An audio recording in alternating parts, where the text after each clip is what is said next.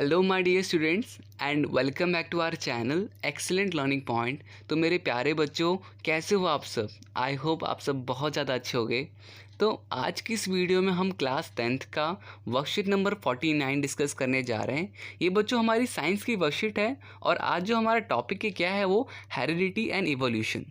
बच्चों मैं एक बात और बता दूं आपको कि जो अभी हमारा न्यू सिलेबस आया है उसमें इवोल्यूशन वाला पार्ट क्या है, इवोल्यूशन वाला पार्ट डिलीट हो रखा है। ठीक है, इस बारी के एग्ज़ाम में वो नहीं आएगा। हाँ, नेक्स्ट टाइम आएगा, नेक्स्ट ईयर आएगा, बट अभी जो बच्चे 10th क्लास में पढ़ रहे हैं उनको इवोल्यूशन पढ़ने की ज़रूरत नहीं है। ठीक है, हमें क्या पढ़ना है? हेरिडिटी। ठीक है, तो हेरिडिटी क्या होती है बेसिकली बच्चों? तो ये एक तरह की प्रोसेस होती है जहाँ पे एक जनरेशन दूसरे जनरेशन को क्या ट्रांसफ़र करता है? कैरेक्टर ट्रांसफ़र करता है। ठीक है, क्या होता है बच्चों? तो ये एक तरह की प्रोसेस होती है जहाँ पर एक जनरेशन दूसरे जनरेशन को क्या ट्रांसफ़र करता है? कैरेक्टर्स। ठीक है, अगर ज़रा डेफिनेशन पढ़ते हैं पहले क्या लिखा है, तो ट्रांसमिशन ऑफ ट्रेड्स, वो जो ट्रेड्स का हो या कैरेक्टर्स का हो बात बराबर है।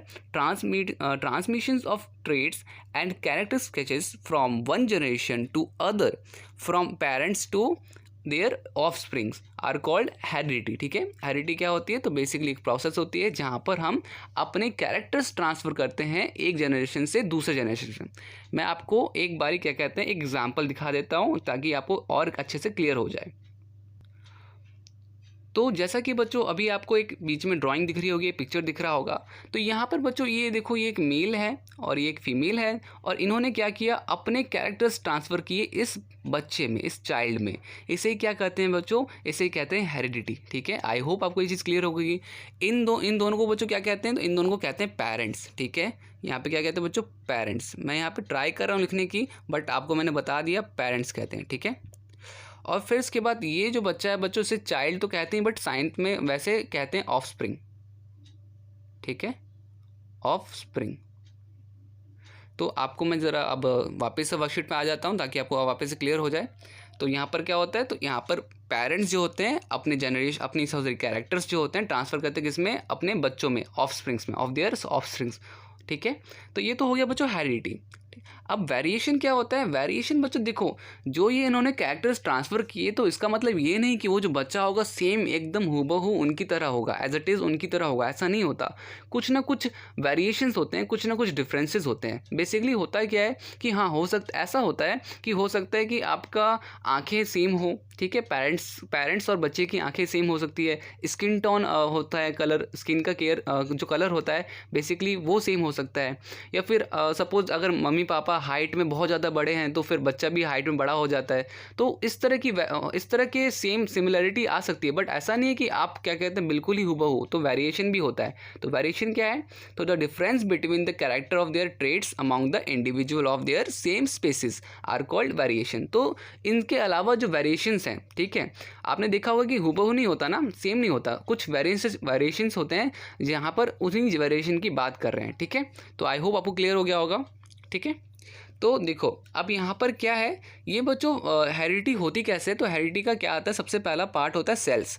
हमें पता है सेल्स के अंदर क्या होता है बच्चों? क्रोमोसोम्स होता है और क्रोमोसोम्स के अंदर डीएनए होता है और डीएनए के अंदर बच्चों दो चीज़ होती है, जीन।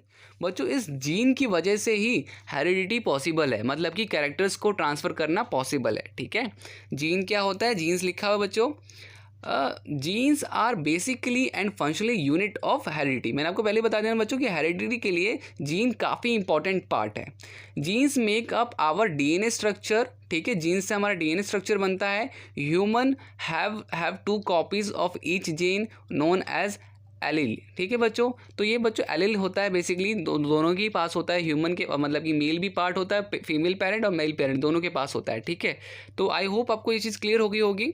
आई होप आपको जीन भी क्लियर हो गया। आई होप आप सबको ये क्रोमोसोम्स के अंदर डीएनए होता है और डीएनए के अंदर जीन होता है, ये सारी चीज़ें क्लियर हो गई होंगी।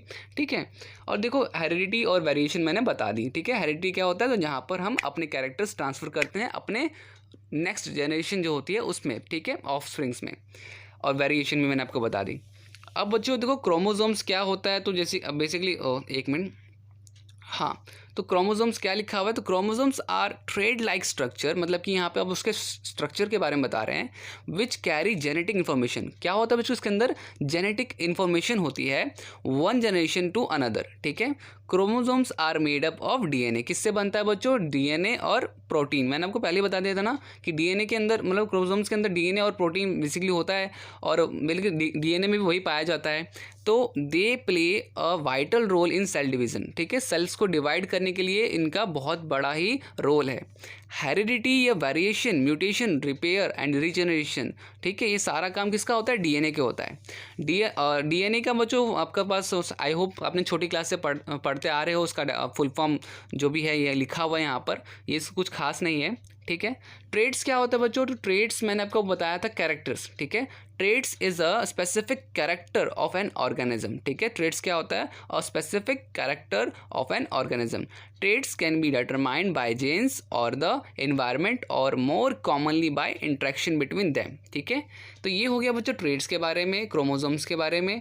आई होप आप सबको ये सारी चीज़ें क्लियर हो गई होंगी। अब देखो यहाँ पर बच्चों ये वाला पार्ट अभी इतना हमारे लिए इतना इम्पोर्टेंट नहीं है, बट मैं आपको वैसे बता दूं कि जैसे एक से आपने देखा होगा कि एक ये जो था इससे दो चीज़ें प्रोड्यूस हुई, फिर इससे ये दो चीज़ें प्रोड्यूस हुई, रिप्रोडक्शन से होता है। तो ये सारी चीज़ें तो हमने अभी जस्ट पढ़ी हुई थी, तो ये इतना खास बच्चों इंपॉर्टेंट नहीं है। मैंने जितना हो सकता था इंपॉर्टेंट मैंने सारी चीज़ें बता दी आपको। अब इसी के बेसिस पे बच्चों आपके पास क्या है, तो आपके पास कुछ क्वेश्चंस हैं जो कि आपको करने हैं। सबसे पहला हेरिडिटी क्या होता है, तो बच्चों देखो इसका मेरे को आंसर निकालने की ज़रूरत है नहीं, क्योंकि हेरिडिटी के बारे में तो यहीं पे दे रखा है, ठीक है। हेरिडिटी के बारे में यहीं पे दे रखा है, ठीक है, ये आप उतार लेना। वेरिएशन क्या होता है, वेरिएशन की डेफिनेशन बच्चों, वेरिएशन की डेफिनेशन भी क्या है तो हमने बता रखी है। आपको यहाँ पर क्या लिखना है, variation is the difference between characters और traits among the individual of the same species are called variation, ठीक है। अच्छा, फिर उसके बाद बच्चों यहाँ पे डीएनए क्या होता है, तो डीएनए का बच्चों मैंने आपको बताया था, डीएनए बेसिकली आपका क्या होता है, तो आपको यहाँ पर बता देना सिंपल सा इसके बारे में। यहाँ पे DNA is the heredity material in human and almost all other organism. Nearly every cell is a person's body same DNA, ठीक है। तो यहाँ पर आप चाहो तो कितना बड़ा लिख सकते हो, आपकी मर्ज़ी है। मैं आपको यहाँ पर बता देता हूँ, यहाँ से लेकर के आप यहाँ तक लिख लो, ठीक है, डीएनए के बारे में, ठीक है। डीएनए के बारे में आप यहाँ पे लिख सकते हो, ठीक है। ये आपका थर्ड का हो गया, ओके। फिर बच्चों यहाँ पर आपका क्रोमोसोम्स, क्रोमोसोम्स क्या होता है, तो क्रोमोसोम्स भी काफ़ी इजी है बच्चों। क्रोमोसोम्स आपका ये लिखा हुआ है, chromosomes are thread like structure. वो कहाँ से कहाँ तक पढ़ना है, तो यहाँ से यहाँ तक, ठीक है। क्रोमोसोम्स का आंसर हो जाएगा आपका, ओके। और फिर उसके बाद बच्चों हमारा आए ट्रेड्स। ट्रेड्स किसे कहते हैं, ट्रेड्स भी काफ़ी सिंपल है बच्चों। ट्रेड्स की आपकी यहाँ पे डेफिनेशन लिख सकते हो, ये रहा, a trait is specific character of an organisms. Traits can be determined by genes और द एबव एनवायरनमेंट। यहाँ से बच्चों यहाँ तक आप लिख लेना ट्रेड्स के बारे में, ठीक है। फिर जेनी बच्चों, जीन क्या होता है, जीन हमारा अभी जस्ट मैंने पढ़ाया था आपको, जीन क्या होता है। जीन आप यहाँ से यहाँ लिख सकते हो बच्चों, ये जीन के बारे में, ठीक है। तो मैंने सारे आपको बता दिए इसी के अंदर, ठीक है। तो सेकंड क्वेश्चन पे मैं आपको बताता हूँ। सेकंड क्वेश्चन क्या है, लिखा हुआ if a trait a exist in 10% of population of an asexually reproduction species and a trait B exists 60% of same reproduction 60% trait B exists in 60% of same population which trait is likely to have arisen earlierly।